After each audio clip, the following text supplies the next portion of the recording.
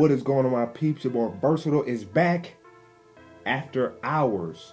Yes, the new series is starting today, Saturday.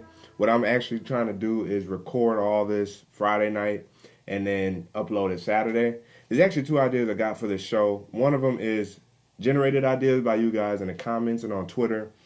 If, give me ideas that you guys, want to hear me talk about, and then I'll try to include it when I can to record. So that's part of that's 1A. 1B is to make sure I at least upload an after hours video on Saturday. So at any point on Saturday, pretty much probably like after 1 p.m., you'll see the video uploaded. And I want to make that a consistent thing on this channel. As you see, it's a little more dimly lit. It feels like after hours. You see the studio lights right here. It's much more chill. I get to do a lot more talking and expounding on stuff that I want to talk about. It may not just be tech related or smartphone, tablet tech related. It's tech various, 99% tech. The other 1%, I guess you could say, would be like my other interests, like comic book stuff, Marvel, the MCU, the DCU, DC stuff, movie stuff, the stuff that I've come across that I would like to share with you guys and talk about. So this is kind of like an unofficial visual podcast, just from the perspective of it's going to be video based, and if I can RSS feed it to like a podcast, platform where it, of course, it just would stream the audio portion. Then I probably will try to do that too, but I definitely want to see if I can manage this and see how it goes. In terms of how I'm shooting it, of course, A7 III, got my 5.5 mic here. You guys know, I don't know even where it's at right now. You guys know I got that deity mic, S2, floating around the house somewhere. I can't use that yet. Oh, it's right there.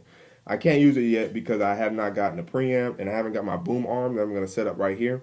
And then that'll be my mic like going forward. Until then, I'm going to be using my 5.5 mic.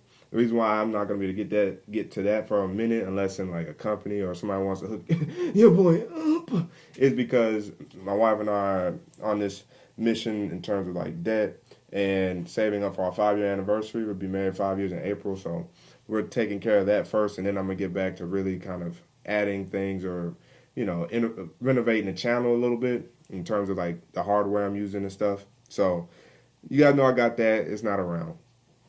Now, the part 2 to the idea for the after hours is to upload this more frequently to Saturday if I can. Now part 2 is only going to take place if I can get to it. If not, all the news or my thoughts and stuff will be curated throughout the week, and then I'll get to shooting whenever I can during the week, most likely Friday, and upload it on Saturday. But if I can kind of use this as a way to talk about specific things, during the week, of course, it's probably going to be a later video, like a video at night.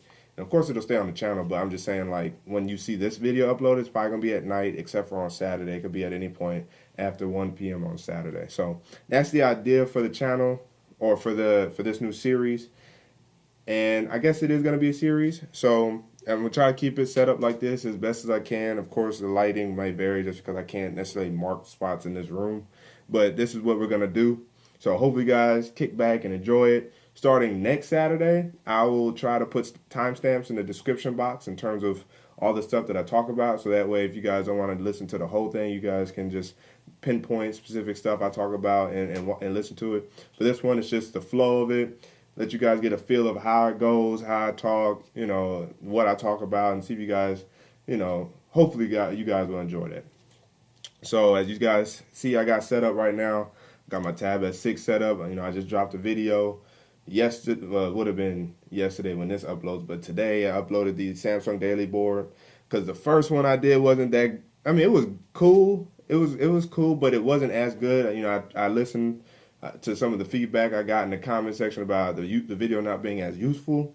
So what I decided to do was, when I got the Tab S6, sit down and actually go over the Samsung Daily Board in more depth, much better tutorial. Uploaded video, and so far it seems like it's been doing well. So I definitely appreciate you guys, feeding that back to me. And then in I would say more of a kind way, like no one was like trashy or nothing like that, which was great. It's really just like 2 people that said something, but I took that to heart and found a way to do better for the second take of the video. So hope you guys have enjoyed that video. I'm operating from the tab at 6. I got this old laptop here that I got other stuff pulled up on, like articles and stuff like that I'm going to actually kind of quote from if I need to. I will also have the articles down in the description below for all the videos for the stuff that I could talk, that you guys may want to look at more in depth. In terms of the stuff I'm going to be talking about today, is going to be a lot more gaming focused. It is tech, a lot more gaming focused. And in terms of, like, as I get there, you'll see you can easily just look that up yourself or just take that at face value because it is what it is. But some of the more in-depth stuff I talk about, of course, I'll have the links down in the description below. So the first piece of news that we're going to be talking about today, it makes none of this stuff times out on me, is the Xbox One or Xbox Series X. Yes, what a name. Xbox just needs to simplify that to Xbox X or something, Xbox 2, X2, something simpler, because Xbox Series X, clearly by the branding, it sounds like there's going to be multiple Xboxes, but just the naming alone is like, ugh. But what are we getting into in terms of Xbox? It sounds like they won't be releasing too many exclusives anytime soon, or next-gen exclusives anytime soon. We know that holiday this year, holiday 2020, yes, we're getting the PS5 and the Xbox Series X. Now, Microsoft has came out too. I believe it was GameSpot, if I can find it here. It was GameSpot, and yes, it was GameSpot. And the two games that have been showcased specifically at the Game Awards was Halo Infinite and Senua Saga Hellblade 2. Those two next-gen games were showcased in terms of like trailers at the Game Awards. But according to the article that got the scoop, Xbox actually won't be releasing any next-gen exclusives for at least a year, maybe 2. So at first glance, you're like, oh my goodness, that sounds like forever. Here's why I'm not worried about that. The reason why I think that's probably not a bad thing, or it shouldn't be anything we should be like alerted by, is because I also kind of feel like the next-gen consoles have been kind of sort of rushed. Although the PS4 and the Xbox One series have been out for like arguably 7 to 8 years, I still feel like the way the attention has been garnered towards next-gen has been a bit rushed, or has been fast-paced. And so even though we're getting holiday 2020 this year, the consoles, games always tend to follow a little bit afterwards, and that's why you get this nice long period for each console generation of between 6 and 8 years before the next-gen console drops, is to give time for developers to breathe and drop good games for that current gen, and then on the back end, when it's time to re-up for a new console, give them time to start working on something else. And so 1 to 2 years into that generation's lifespan really isn't that bad of a bargain, especially with the Xbox Series X being backwards compatible and the PlayStation 5 being backwards compatible, which leads me into the next thing I want to talk about, which is, according to Push Square, they were looking at PlayStation France's support site, and they were looking at different controllers or different the differences between PlayStation 4 models, and they were showing the compatible controllers for the PlayStation 4, and the DS5 popped up. Now, DS4 stands for DualShock 4, so DS5 would mean DualShock 5, which means not just the controller, but that would have to mean the PlayStation 5 will be backwards compatible, which also means if any of you guys watch my game collection, we can play all those PlayStation 2 games and probably PlayStation 1 games all on the PlayStation 5. I know. What? I know. What? So, I'm going to be hitting up G2K Games and any other game spot I can find, because GameStop most likely won't have old games like that. Every now and then they got those bargain bins, but I'm going to be trying to go find some more PlayStation 2 games and PlayStation 1 games, because I'm ready to play some older games. The nostalgia is there for me. The nostalgia is there for me.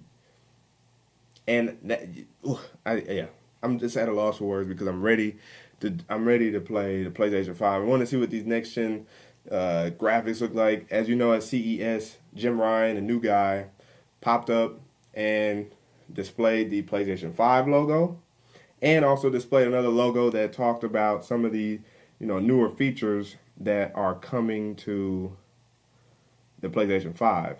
So once I can find that here, oh man, I got all these wallpapers.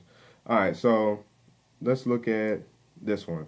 So we're getting 3D audio, haptic adaptive triggers, which means the DualShock 5 is going to have more built-in, like, I don't want to call them sound, but more like vibration, like coils, haptic coils, I guess you could say, that will feedback depending on the type of gameplay and what the developers create the functionality for those haptic feedback triggers. We're going to get ultra high speed SSDs. We're getting hardware based ray tracing, which is basically like the way better way to interpret light and shadows within a video game to make it feel even more realistic. And then Ultra HD Blu-ray, which unfortunately Sony is behind on, because as much as Sony has always been up to beat with that kind of hardware in terms of CDs and DVDs and Blu-rays, the fact that the PlayStation 4 Pro didn't drop with an Ultra HD player was kind of saddening. Not that I buy 4K right now, but that's also probably why I haven't bought it, because I've always used my PlayStation as my entertainment center. And with the rise of 4K discs being, manufactured, I can't take advantage of it, so I'm not gonna buy it. Like, I know, like, the whole Marvel Infinity Saga collection, you get Blu-ray and 4K discs, or discs basically for all 23 movies, and I would definitely like to get that at some point. But with the PlayStation 5, I could take advantage of that because of the 4K player and just play that in 4K, which is super dope. So that's definitely exciting for the PlayStation 5. I'm ready for that. Now, the funny thing about the PlayStation 5 is what it has been doing to the game industry in general. Sony is king of games right now, so they pretty much have control over everything that they want to do. So, I'm not really mad at some of their actions they've been taking recently. One of the main actions they've taken, which has kind of caught a lot of people by somewhat of a surprise, is them skipping out on E3 again, and GameIndustry.biz got that scoop. And this is the second consecutive year now. Sony's not showing up at E3. It's just going to be game developers and Xbox and most likely Nintendo. Sony always had a big presence there. 1995, they showcased the PlayStation 1. So they've always had a heavy influence, a heavy presence at E3. And to see them skip it this year was surprising to me at first, just because a lot of us thought that because they skipped it last year, they were going to lay the hammer down this year with the PlayStation 5 and everything. And then when they came out and said they're not going to be at E3, a lot of people were like, oh no, what are they doing? Like, what Sony, I don't know, like, I mean, the PlayStation 5 just come out and just dominate, and, that's what it is. I'm like, I think there's more to it than just them skipping E3. I think and hope for this, really. Well, before I get to that, let's explain something else. I believe it was Blessing from Kinda Funny. He had mentioned something that was very, very true about Sony right now. They don't have a human presence, meaning Xbox or Microsoft has Phil Spencer to come out and lay the news down about Xbox. Sony kind of had that with Shuhei Yoshida. They kind of had that with Sean Layden. But and what's his name? Matt Cerny, or the guy who really is behind, like, the creation or the development of the innovation behind the PlayStation consoles. A little bit, but there's no true, like, go-to person you can think of when it comes to Sony. Now that Sean Layden, of course, is out, Shuhei's not really a part of it like that. They got this guy named Jim Ryan, who I mentioned before, who at CES sounds like he's the guy to be talking about PlayStation stuff.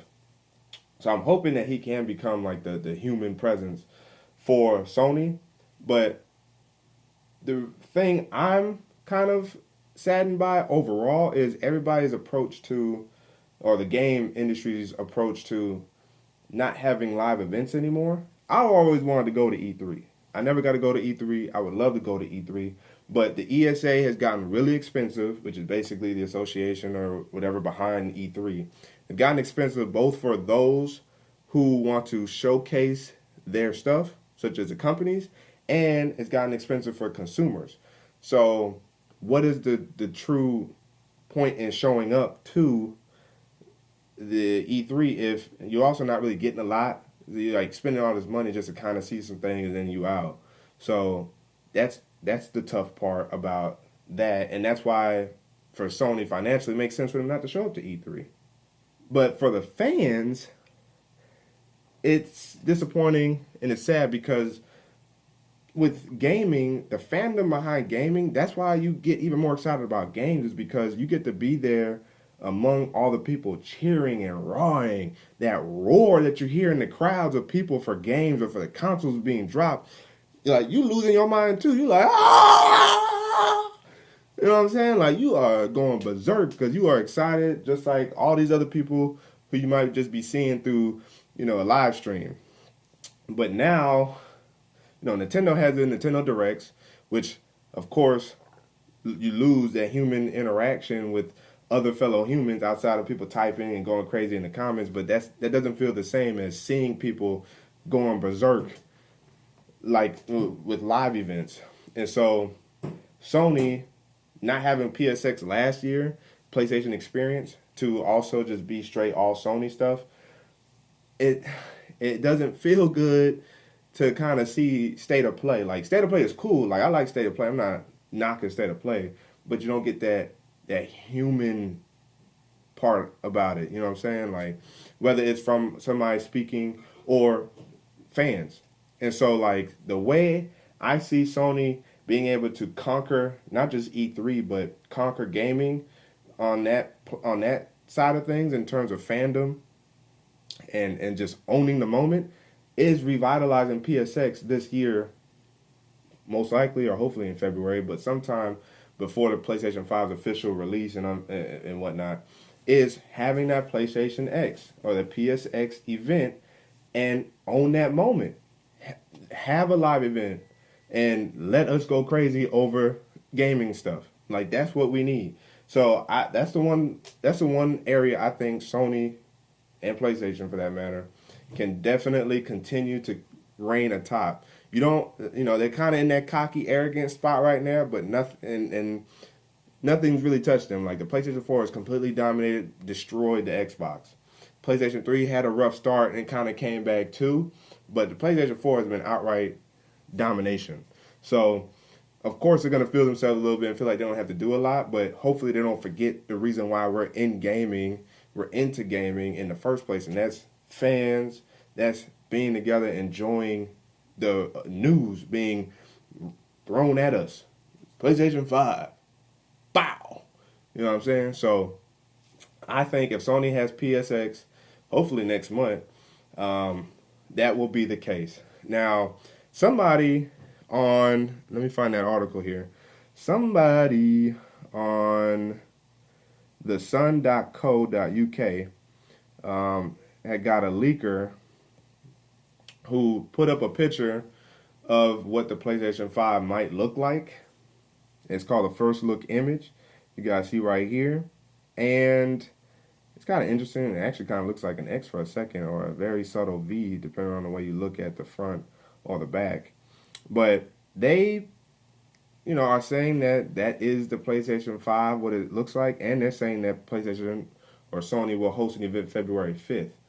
Now, according to the schedule for Sony in February 5th is open for them to schedule a secret event, according to this article.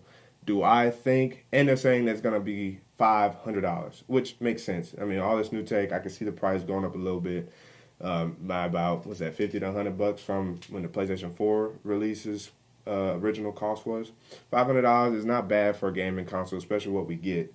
Companies seem like they tend to lose money or not gain a lot of profit off of giving us gaming consoles because they're going to make money off the back end with publishing and the games and the accessories, so on and so forth. So it makes sense for a gaming console to not be that expensive, but kind of ever so slightly increase in price as technology advances, which is much better compared to what you see with like smartphones, where one company jacks up the price and everybody else want to jack up the price. It makes no sense, and it's not even like it was like a subtle shift in price. It's jumped like a whole, what was it, like $200 for a phone? What was that, 3 years ago? Just jumped up when that iPhone 10 came out. Everybody jumped their prices up immediately the next year. So it's nice to see that if that is true, which I think $500 sounds reasonable for the PlayStation 5 and most likely the Xbox Series X, that makes sense. But that's according to this leaker with the image and saying February 5th might be the unveiling date of the PS5. Now, what else do we got going on in terms of news that I want to talk about here? More gaming news, of course, and that's in terms of all the video games. So, in terms of video games, Iron Man VR delayed from May 15th or until May 15th. So it was supposed to come out, I believe, next month in February, but it got pushed to May 15th. The Last of Us Part 2, as we all know, got pushed from February or April to May 29th. Marvel's Avengers got pushed from May 15th to September 4th.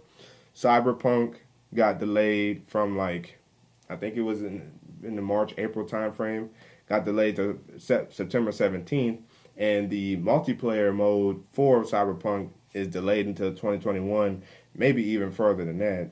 And then Final Fantasy VII Remake, got delayed from March to April 10th.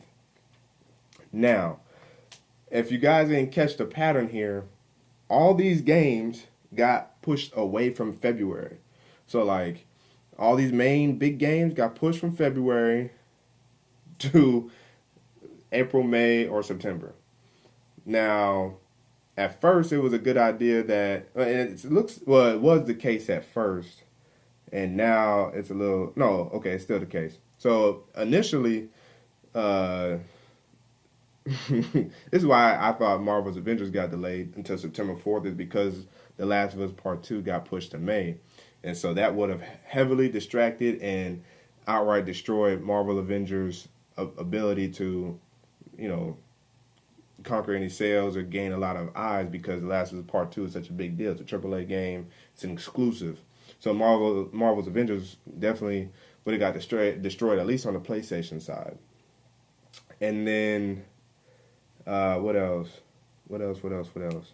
Oh, Iron Man now goes up against The Last of Us Part 2. But Iron Man, to be fair, is a VR game. I don't have PlayStation VR. I would like to get it because I want to play as my guy, Tony Stark, you know what I mean? But we'll see if I ever get to it. We'll see. But it's interesting that everything moved away from February, which may give credence to that previous leaker, as I mentioned before, about February 5th being the unveiling date of the PlayStation 5. My theory is Sony wants the PlayStation 5 to dominate dominate headlines, news, everybody's minds for February and arguably for March. Give it so much breathing room for people to settle in, take it in, speculate, just all this PlayStation 5 curation, you could say. So then that way, when games start dropping out between April and September, even though these games are all on the PlayStation 4 still, yeah, of course, there'll probably be some type of patch or something for the PlayStation 5 to upscale the games when the PlayStation 5 officially releases for us to buy, probably November. Sony's always released their systems in November, so I'm looking at November 13th. I believe that's a Friday. They released, I think, the PlayStation 4 on November 13th, so it's not surprising that they decide to do that again.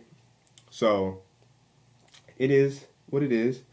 I think that's a pretty good speculation, or a pretty good prediction. Excuse me again. That the PlayStation 5 will get unveiled next month, because they've pushed everything away from it. And usually, when a AAA game like The Last of Us Part 2 gets moved or gets delayed, everything else starts shuffling around, getting delayed as well, and it starts creating this kind of space where games have time to breathe and or come out subtly, and not everything has to be rushed. And That's nice. It's kind of like a nice thing. No one wants to really bump heads with each other. Inevitably, you may when games release. We don't know when Ghost of Tsushima is actually dropping yet. I think that's dropping probably really close to the PlayStation 5 release. I'm thinking October, November is when that's going to drop, and that's probably going to drop as a next gen. I wouldn't say next gen exclusive, but I think there's going to be a next gen game. Like they're going to have PlayStation 5 Ghost of Tsushima and a PlayStation 4 Ghost of Tsushima right up front. Not PlayStation 5 gets upscaled and nothing like that. No patch. They're going to have an actual game for it. We already know one game so far, which is Godfall for PlayStation 5. We saw a glimpse of that at the Game Awards.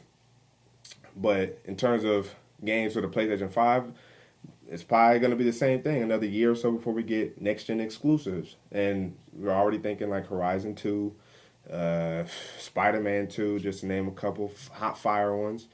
Possibly a Fallen Order 2, or whatever they want to call it for Star Wars.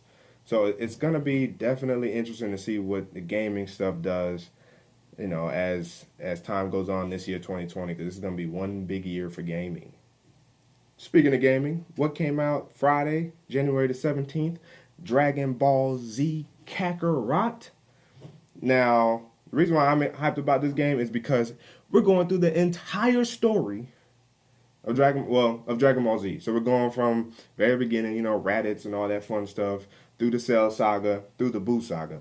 Now, maybe through DLC, they'll update to like Dragon Ball GT, but it sounds like that's been a healthy scratch from like DBZ history.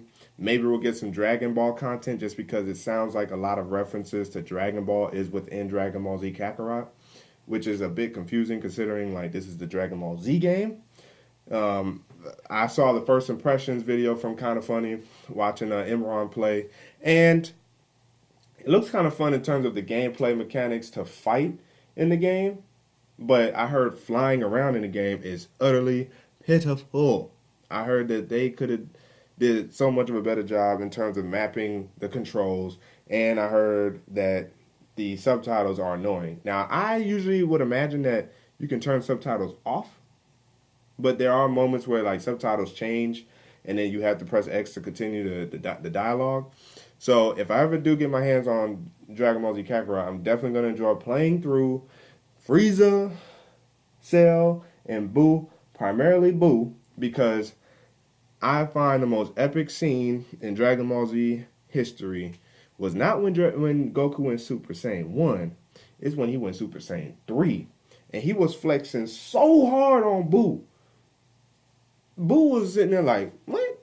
And Goku was like, look, this is Super Saiyan. Whew. Right, yeah, this is good power. This is Super Saiyan 2. You know what I'm saying? And this. And then the world was doggone changing as he doggone transformed into Super Saiyan 3 by far. Like, what? Yes. So, I'm going to keep my hope alive for being able to play the game and have fun playing it, but it sounds like they've thrown so much in this game.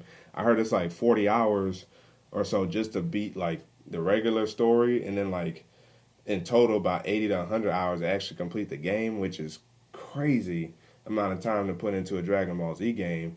But, I don't mind trying. I did look at my PS year, and I wish I had the stats in front of me.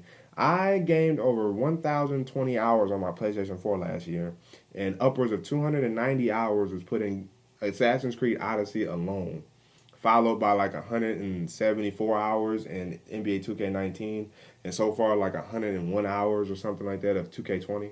Like, pouring time into specific games I like to play. Now, had it got my stats for 2018, it would have saw the time I put into Spider-Man, which was probably arguably easily 50 hours, 60 hours. And then Jedi Fallen Order has likewise been about 40 to 50 hours. But they're just fun games to play. So it's like you playing, and when you can create a game that's fun to play after beating it, it's like, yo. Now, Assassin's Creed Odyssey, that was really just to beat it. Like the platinum it and everything. I've been doing better at trying to platinum games or try to obtain as many trophies as I can. Because it does add a little bit of challenge to the game, but then sometimes there's games I just want to play. I don't really care for some of the trophies to try to get, because it's like, okay, we got to do better with some of these trophies. Why are some of these trophies like utterly ridiculous to try to attain? Like, it doesn't even make no sense some of these trophies that these game developers be trying to make you do. Like, you gotta hustle through hoops just to get some of these trophies. And then it's a bronze. It's not even a gold. Really? So, that's gaming in a nutshell. The last bit of gaming news would be GameStop is struggling like crazy. They have lost over 25% in year-over-year sales during the holiday time, as was showcased this past Christmas time, which is unfortunate because I still like going to GameStop. I go in there, it's a novelty. It's like brand new every time I go in there. I feel like a little kid in a candy store whenever I go to GameStop. Like, I just love going to the GameStop, even if I'm not buying anything. Even though that's where I get my Funkos now. I don't try to order as many through Amazon anymore. I actually go Funko hunting at GameStop. And I have 2 in Rock Hill. There used to be 3, but now there's 2. And I like going in there. So it's unfortunate to see, like, my childhood nostalgic store, like, struggling. And the problem is they waited too late to start trying to think about ways to improve business. Like, they got this renovation project going on where they want to make it more gamer friendly. You can come in and game, host more tournaments, and it's like a chillaxing lounge like experience that they're trying to renovate to now. But I feel like it might be too late, just because they should have did that a lot longer ago. It's called GameStop. So GameStop should not just stop at buying games or buying collectibles and stuff like that they've added now. Like I said, Funkos and stuff like that, T-shirts and all that. Like, you should have had like a whole gaming space. So my idea for GameStop would be to actually buy out more square space, or square footage, buy out more space and actually create a gaming spot. Like, not this little small square for people to game in, but to actually create, we should not fall asleep, actually create a gaming spot, and not just current gen consoles, like, especially with the PlayStation 5 coming out and the Xbox Series X, have stations, like a couple stations, a few stations for PlayStation 5, a few stations for PlayStation 4, a few stations for PlayStation 3, a few stations for PlayStation 2, a few stations for PlayStation 1, all on like one side of your space. And then the other side go Xbox Series X, Xbox One, Xbox 360, and Xbox. Have all of that in there for people to game, and then have your station for Nintendo 3DS and excuse me again, and maybe even Game Boy Color, Nintendo GameCube, Nintendo 64, Super Nintendo, the Switch, the Wii, not the Wii U. Like, actually buy out this type of this square space. I keep saying square space, but buy out this real estate. And whether or not you're still part of a strip mall, you could almost maybe virtually have your own store, like Mattress Firm does, but you could have your own GameStop spot that's Mattress Firm-esque. And have a bunch of people in there where they maybe can even have like a subscription or a membership to come in there and play games freely, or you pay, for, your time allotment in there for the day. So, like, let's say you're going to spend, you pay by the hour to come in there and game, or you, or your membership is like on a yearly membership, which they already have, right? The GameStop membership they have now, I can't remember what it's called off the top of my head. I don't even have my wallet on me. But, you get Game Informers monthly and stuff like that. Once you include coming into GameStop and game as part of that membership, because it's already like $15 a month, and you come in there, you can game freely, you can come in there and lounge freely, read Game Informer freely, you come in there and hang out, talk games with people. You know what I'm saying? Like, you'll create the gaming atmosphere that we all would have wanted to have back in the day, and you actually might survive this crisis that you're in. You're losing money to downloadable sales and people just generally buying the games elsewhere. Like, and unfortunately, like, GameStop is kind of slow and kind of late at trying to keep themselves, let alone afloat, but alive. So if that's something that they could adopt, that kind of idea that they could adopt and actually turn this over, then GameStop will forever continue on, because you've transitioned along with the rest of the gaming industry, and you're still a spot that people can come to and relax, game, talk games, and just be in the atmosphere of gaming. So, like, that's my hopes for GameStop. I don't want them to go away. I like GameStop. I love GameStop, but I really hope that they're not too late. But I feel like they are. But I really hope they're not too late and that they can turn us around because I would be a member, especially if once YouTube and everything really starts get going. I'll have time to actually kind of hang out in GameStop a little more often as I do now, which is barely. Like I might be in there once every couple months or something like that. So at least I can get in there like 2 or 3 times a month, or part of my channel could be like hanging out in GameStop or whatever. So that's a hope. I just hope it's not a false hope for GameStop. Now, what is the one bit of news that I would like to talk about for all my techies out there? And that is the Samsung Galaxy S20 5G, S20 Plus 5G, and the S20 Ultra 5G, which means that there's a regular Galaxy S20, S20 Plus, and S20 Ultra. Samsung, I think Pepper Talk, Michael Pepper Tech Talk, said in his recent video called "Are We Failing You?" or something like that, or "Have We Failed You?" He said that Samsung alone last year dropped like 26 or 27 different smartphone SKUs, which was my argument against him in our tech fight that's insane for OEMs to be dropping like that, and a lot of them are, if not are redundant. It's just like, why are you releasing so many phones, which slows down the software support side of things.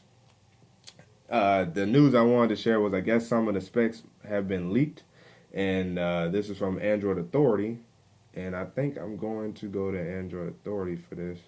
Let's see what happens. So here are some of the specs. The guy who tweeted it, his name is Ishan Agarwal. I think he tweets that stuff recently or often for like Samsung devices or leaking stuff.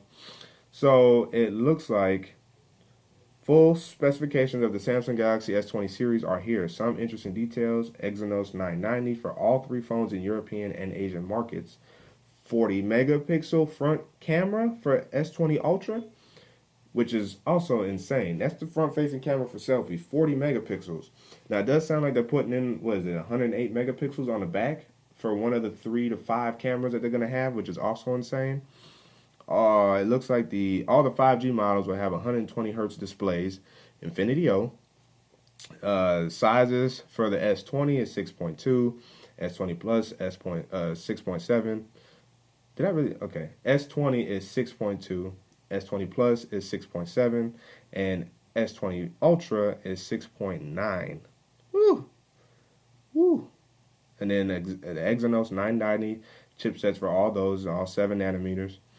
And then you're looking at 512 and 120 gigabyte storage models for the S20 Ultra, while the 128 gigabyte storage is for the S20 Plus and S20. And they're all upgradable to 1 terabyte. You're looking at a 108 megapixel main wide, a 48 megapixel telephoto, 12 megapixel ultra wide, and then time of flight back cameras, 10 times optical zoom, up to 100 times digital zoom, up to 8K 30 frames per second, and video recording. And that is on all of the 5G models. Oh, my bad. The S20 Plus and the S20 have 3 times optical zoom and 30x digital zoom, but they all can 8K record. And then the front facing is a 40 megapixel wide up to 4K 60. Wow. And then on the S20 Plus and S20, that's 10 megapixel front camera with 4K 60. 5,000 milliamp battery for the S20 Ultra, 4,500 milliamp battery for the S20 Plus, and 4,000 milliamp battery for the S20. They're all water resistant, and then they all should be having the One UI 2.0 and Android 10. Now, again, these are the 5G models, which is I'm not worried about 5G like that. I'm not gonna sweat 5G probably for another year or two. Like, if you see any devices on my channel, it's gonna be the regular ones, unless the companies, wanted to collaborate and actually test out 5G. Outside of that, I'm not concerned about 5G right now. I'm gonna let that continue to build out and stabilize. I'm not even sweating 5G right now. So it's nice that they have phones coming out now. So if you do buy one of these and plan on keeping it for more than 6 months to a year, at least you'll have a phone when 5G is ready to go. You got a phone that can run 5G.